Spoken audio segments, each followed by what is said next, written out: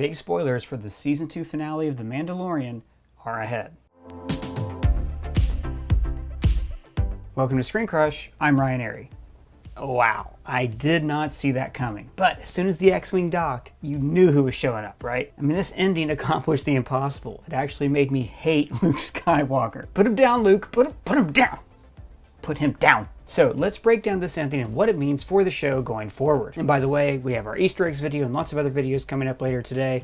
I'm doing my best. I'm only one man. So earlier in the episode, when we saw how one Dark Trooper nearly took out Din, you might have been wondering, why did the Republic ever use soldiers instead of droids? This is why. Jedi cut through droids like a hot dark saber through Bantha Poodoo. Luke, of course, is still wearing his black outfit from Return of the Jedi, even though this is set about 6 years afterwards.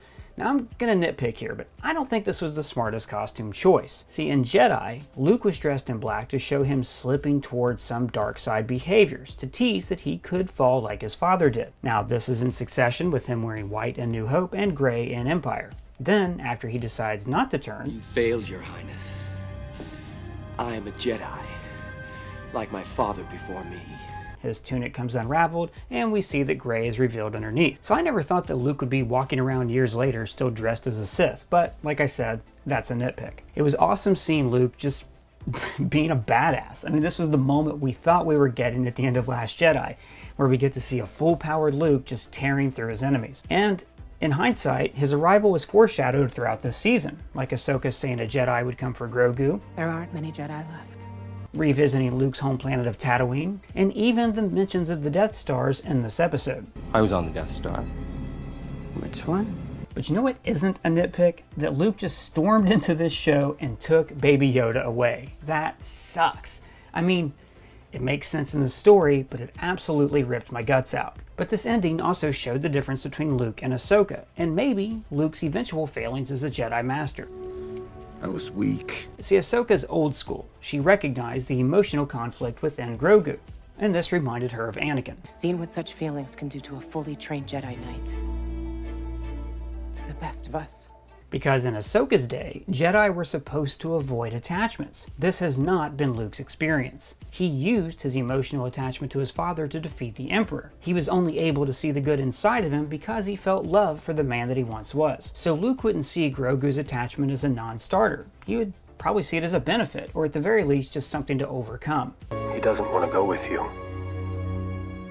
He wants your permission. And some of you might be wondering, how could Grogu just up and leave Din like that?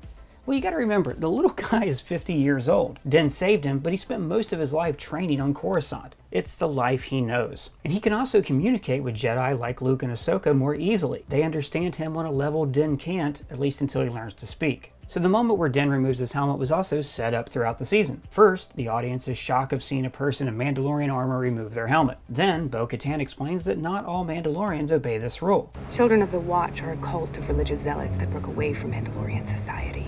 And finally, last episode, where Din removed his helmet for the good of the child. But again, I'm gonna nitpick here. Don't you think him removing his helmet in episode 7 undercut the emotional moment at the end of this one? Let me know your thoughts down in the comments. It was still extremely sweet when he let Grogu see and touch his face.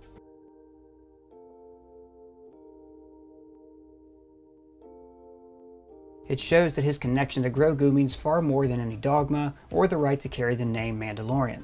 Still, damn, I cried. So now let's talk about Luke's appearance and the return of Mark Hamill, who, remember, has already appeared in this show. He voiced the droid bartender in the cantina. Unfortunately, the bounty guild no longer operates from Tatooine. Was the CGI weird? Did it undercut the emotional moment? Of course, we've already seen 2 original trilogy cast members digitally de-aged in Rogue One. But this reminded me way more of this cutscene in Battlefront 2. I mean, for me, this is pretty good work, but it falls somewhere very near the uncanny valley. Tell it to me in Star Wars. All right, we like R2-D2 and C-3PO. They're nice. And up here, we have a real person, like Han Solo. He acts like he doesn't care, but he does. But down here, we have a CGI stormtrooper or Tom Hanks in the Polar Express. I'm scared. Get me out of there. So I was on Twitter this morning, follow me at Ryan Airy, and I saw that a lot of people think that they should have just recast Luke with someone.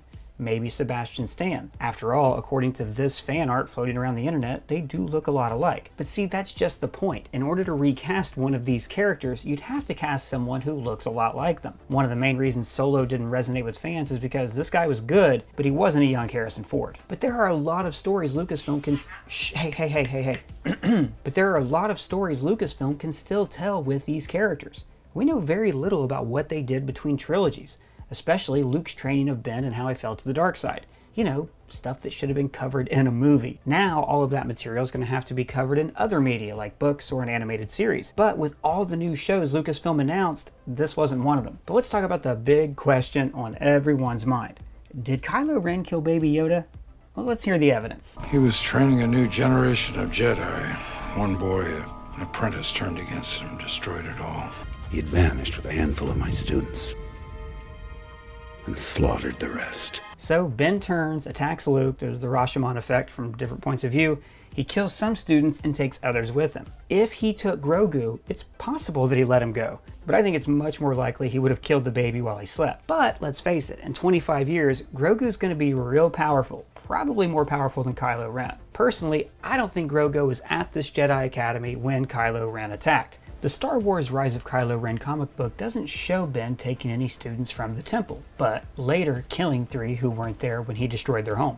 So it's very nebulous and up in the air depending on how family-friendly Lucasfilm is feeling on a given day. At the end of the episode, they tease that Grogu will return to the show. I will give my life to protect the child, but he will not be safe until he masters his abilities. I'll see you again. I promise. It's just that his power is too raw at the moment, but once he learns to control it, he can return to Din. Much like Billy Peltzer, he's just not ready. Perhaps someday, you may be ready. Until then, Mokwai will be waiting. And the show's beginning to get a little predictable. I mean, they land on a planet, Baby Yoda gets into trouble, they save him, on to the next planet. Now that Din has accomplished his quest, the series can pivot to the retaking of Mandalore. After all, Din won the Darksaber in combat, which, according to some, means that he's the ruler of the planet. And by the way, I covered that and the whole history of Mandalore in a different video. You should really check it out if you have time. So it wouldn't surprise me if next season Din is helping Bo-Katan rally the Mandalorians. The people want him to lead, but he's all like, I don't want it. But then, when all is lost, Grogu's going to show up to save him for a change. I hope. I'm really heartbroken here. I hate that he left the show. But let me know what you thought of the ending, especially deepfake Luke, down in the comments or at me on Twitter. And if it's your first time here, please subscribe. For ScreenCrush, I'm Ryan Airy.